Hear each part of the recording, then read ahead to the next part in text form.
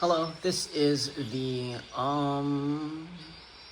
Brutal Orchestra Enemy Custom Animator tutorial, I suppose. This is going to be a very brief tutorial that's only going to look over a very small handful of things. And by very small handful, I mean basically one thing. But if you know a little bit about Unity animation, you should be able to utilize this information to future effect, I suppose. So the first thing we're gonna do is I have a test enemy here, a test of an actual enemy you can see in the background. But the first thing we're gonna do is create the custom animation controller, and for that I'm going to go to the base animator, and I'm going to use Control D, which creates a duplicate copy of the animator. I'm gonna rename it to whatever.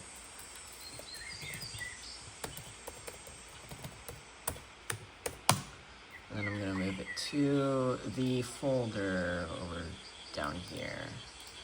We're going to move this here into the controller, and then within the animator itself, since it's not an override controller, you don't get to replace the animations over in the inspector over here. You can manually replace them here, just in these. And you want to make sure not to modify these animations, because these are the base animations used by the base override controller, so if you modify those, that'll be a problem. So it's sort of like normal animation controllers for enemies, just instead of sticking your animations up here, you're sticking them directly into your new controller. I'm going to find let's see, this, and then I think it's here. The sprite and idle animations. And that's basically it. Of course, we're here to do more complex things than just reinvent the wheel here. So to add, say, this is a very specific thing here that we're going to do. We want to create a parameter that flips the sprite based off a parameter, which we will be able to set in-game via inEffect, which I'll talk about later at the end. But we want to flip this like that with an animation based off in-game effects. So what we're going to do is create a new layer. You can name it whatever. I'm just going to leave it as new layer because I'm lazy. And I believe if you move it up there, you move it to the... I don't think it matters as long as you're not animating over something else you're already animating in a different animation.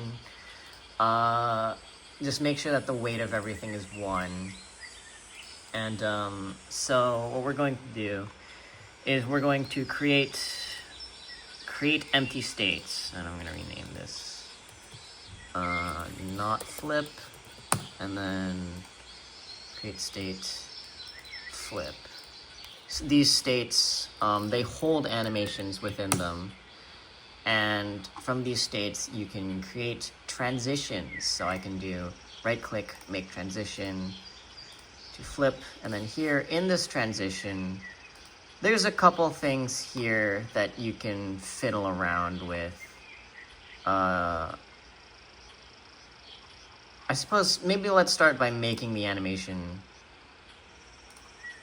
not flip. Let's set it to loop time, throw this in here, and create the other animation. Flip, loop time, throw this in here. You go back to scene animation. For this enemy, we now have the not flip and flip animations we can record and add keyframes for. So flip, we want to add key here, or have it flip. I could have just clicked it. And then for not flip, we add the key that is empty. And now we go to the animator again, and here in our transition, we get some weird things. This is what I want to show you. You can mess with this however you feel like. I don't really, you just have to see it either in-game or testing it in the editor, but for me, my preference for like just flips like this, stuff that isn't easily interpolated between, I prefer to have it transition from one animation to the next immediately, and you can do so sort of like that. The important part of these transitions is conditions. So if we want to control how it goes between here and here so that it's not constantly moving from here to here or back, what we need to do is we need to create a parameter. I'm going to create it as a bool. You can do int or bool. I don't believe Brutal Orchestra supports floats. You can do triggers, actually, I believe. So int bool trigger. For now, we're going to use a bool. We're going to call this flip. And to use this parameter, we go back here. We go to the transition. And then conditions, we add a new condition, let's say flip, and so here the condition basically reads, if flip is true, we're going to transition from not flip to flip. And then let's make the opposite transition back with similarly no exit time and triggering immediately.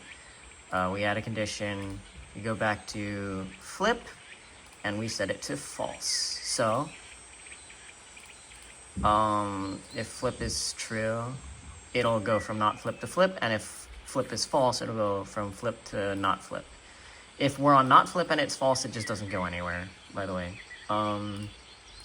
So yes, we have the controller set here. So now let's play our animation and test. To test parameters, you need to click on the enemy, you need to go to here. And usually I like to drag it over here so I can actually see what I'm doing. And then you just click on the parameters. For instance, if I click hurt, it plays the... I don't know why it's doing that.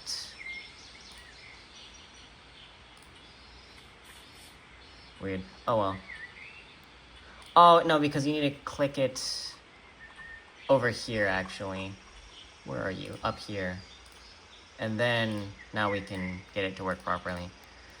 And now let's test our flip. Just like that. Instant. That's how it works. It actually, I believe if you drag it over, it shows you what's going on in the animator if you're trying to debug something. But, yeah. And now for the important part, which is using this parameter that we've created, using this parameter to affect the animations in-game. And really all you do is you'd use this effect here. It's just a normal effect. You can call it in passives, abilities, whatever. And the important part is you set the parameter name to, for our case, we'd set it to flip. And then you set the parameter value. If you're using an int, you just set it to the whatever int you want it to be. If you're using a trigger, I think you set it to 1. And if you're using a bool, you set it to, I believe, 1 for true and 0 for false. So, yeah, that's basically it.